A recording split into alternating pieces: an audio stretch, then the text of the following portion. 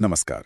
आज हम बात करने वाले हैं जेम्स क्लियर की काफी मशहूर किताब एटॉमिक हैबिट्स पर। हाँ बिल्कुल, परमाणु आदतें। इस पर हम आज थोड़ी गहराई से चर्चा करेंगे, है ना? हाँ बिल्कुल। तो इस किताब का जो सार है वो यही है कि बड़े बदलावों के लिए कोई बहुत बड़े कदम नहीं चाहिए। सही। छोटे छोटे लगातार सुधार, जिन्हें वो परमाणु आदतें कहते हैं। ये एक तरह से सेल्फ इम्प्रूवमेंट का कंपाउंड इंटरेस्ट जैसा है। बढ़िया उपमा है। तो आज हम यही समझेंगे कि ये छोटे कदम बिना किसी बोझ के हमारी जिंदगी कैसे बदल सकते हैं। चलिए शुरू करते हैं। तो ये परमाणु आदतें हैं क्या आखिर ये? हाँ, मतलब नाम तो बड़ा भारी लगता है, परमाणु। हाँ, पर है बहुत छोटी।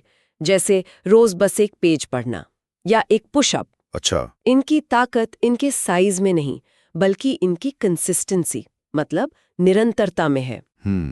और किताब ये भी कहती है कि गोल से ज्यादा जरूरी है सिस्टम, वो प्रक्रिया जिससे हम आदतें बनाते हैं। इंटरेस्टिंग है। मतलब लक्ष्य तो सबके हो सकते हैं, पर सिस्टम। बिल्कुल। जीतने वाले और हारने वाले दोनों के लक्ष्य एक जैसे हो सकते हैं, फर्क सिस्टम का होता है। तो फिर अच्छी आदतें बनाने का सिस्टम क्या है? किताब में कुछ नियम बताए हैं शायद। हाँ, 4 नियम है। बहुत सीधे पर असरदार अच्छी आदत बनाने के लिए। बताइए। पहला, संकेत को स्पष्ट बनाओ। ऑब्वियस। ठीक है। दूसरा, इच्छा को आकर्षक बनाओ, अट्रैक्टिव।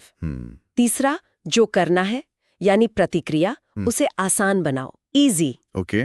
और चौथा, इनाम को संतोषजनक बनाओ, सैटिस्फाइंग। स्पष्ट, आकर्षक, आसान, संतोषजनक। हाँ, और बुरी आदतें छोड़नी है तो बस इनका उल्टा कर दो। अच्छा। कैसे? अदृश्य, अनाकर्षक, कठिन और असंतोषजनक। वाह, ये तो बड़ा लॉजिकल फ्रेमवर्क लगता है।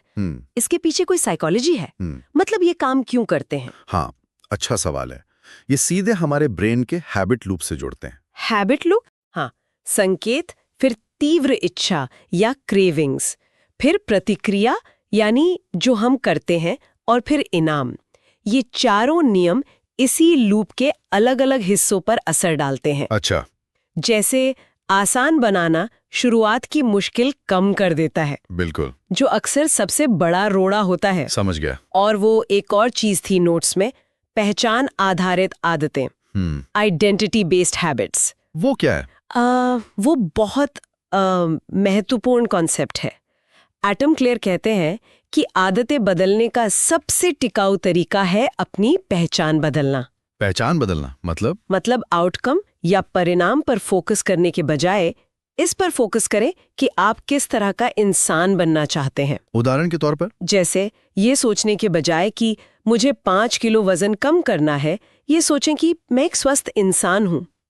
और फिर आपकी हर छोटी आदत, जैसे सलाद खाना या जिम जाना, इस बात का सबूत बनता है कि हाँ, आप वही स्वस्थ इंसान हैं। तो हर आदत एक वोट की तरह है अपनी मनचाही पहचान के लिए। ये सोच तो काफी शक्तिशाली है ना? ये परिणामों से ज्यादा गहरी चीज है। तो क्या किताब इसको करने के कुछ प्रैक्टिकल तरीके भी बताती है? हाँ बिल्कुल, कई सारे। एक है हैबिट स्टैकिंग, मतलब आदत को आदत से जोड़ना। अच्छा, वो कैसे? आप एक नई आदत को किसी पुरानी जमी हुई आदत के ठीक बाद करते हैं। जैसे रोज सुबह कॉफी बनाने के बाद मैं 1 मिनट मेडिटेशन करूंगा। ओके, तो पुरानी आदत नई के लिए ट्रिगर बन गई। एग्जैक्टली, संकेत मिल गया। बढ़िया तरीका है। और वो 2 मिनट रूल भी है शायद। हाँ, वो भी बहुत काम का है। फंडा ये है कि कोई भी नई आदत शुरू करनी हो तो उसे इतना छोटा कर दो कि 2 मिनट में हो जाए। सिर्फ 2 मिनट? हाँ, जैसे रोज किताब पढ़नी है के बजाय रोज 1 पन्ना पढ़ना है, या रोज एक्सरसाइज करनी है के बजाय बस जिम के कपड़े पहन लेने हैं। बस कपड़े पहन लेने हैं? हाँ, इससे शुरू करना बहुत आसान हो जाता है, मोमेंटम बन जाता है। ये सुनने में थोड़ा ज्यादा आसान लग रहा है। कैसे सच में बड़े बदलाव आते हैं? देखिए, इसका मकसद है शुरुआत की रुकावट को हटाना, कंसिस्टेंसी बनाना। एक बार आप रोज कपड़े पहनने लगेंगे तो शायद वर्कआउट भी कर ही लेंगे। बात तो सही है। शुरुआत ही मुश्किल होती है। हाँ, हालांकि कुछ लोग मानते हैं कि किताब बहुत फिलॉसफिकल नहीं है और कुछ बातें रिपीट होती हैं। ये ज्यादा प्रैक्टिकल गाइड है। हाँ, फोकस एक्शन पर है। अच्छा, और माहौल का, एनवायरनमेंट डिजाइन? हाँ, ये भी बहुत जरूरी है। अपने आसपास के माहौल को ऐसा बनाना कि अच्छी आदतें आसान लगे और बुरी मुश्किल। जैसे?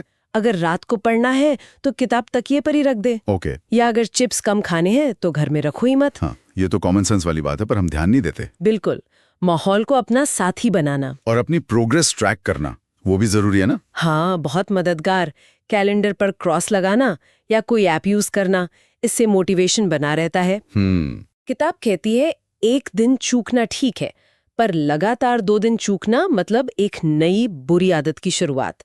ट्रैकिंग इसमें मदद करती है। सही कहा, एक दिन मिस हो जाए तो गिल्टी नहीं होना, पर लाइन नहीं टूटने देने। एग्जैक्टली। तो कुल मिलाकर किताब की ताकत इसकी सिंप्लिसिटी, एक्शन लेने लायक सलाह और साइंटिफिक बेसिस में है, और ये लाइफ के हर एरिया में काम आ सकती है। हाँ बिल्कुल, हेल्थ, प्रोडक्टिविटी, रिश्ते, सब जगह। पर सबसे जरूरी बात क्या है? क्या? सिर्फ पढ़ना काफी नहीं, इसे लागू करना होगा। असली बदलाव एक्शन से ही आएगा। बिल्कुल सही। तो सार यही है कि बदलाव मुश्किल या बड़ा होना जरूरी नहीं, छोटे लगातार कदम, उनसे ही बात बनती है। हाँ, और शायद ये ज्यादा टिकाऊ भी होता है, बिना बोझ महसूस किए। तो अगर कोई अपनी जिंदगी बदलना चाहता है बिना ओवरवेल्म हुए, तो एटॉमिक हैबिट्स शायद एक बहुत अच्छी शुरुआत है। निश्चित रूप से। तो चलिए आज सुनने वालों के लिए एक छोटा सा सवाल छोड़ते हैं। हाँ? आज ही इन 4 नियमों में से सिर्फ एक का इस्तेमाल करके अपनी मनचाही पहचान की तरफ एक छोटा सा, एकदम छोटा सा कदम कैसे उठाया जा सकता है? सोचने वाली बात है। और सोचिए कि वो छोटा सा कदम आगे चलकर क्या बन सकता है।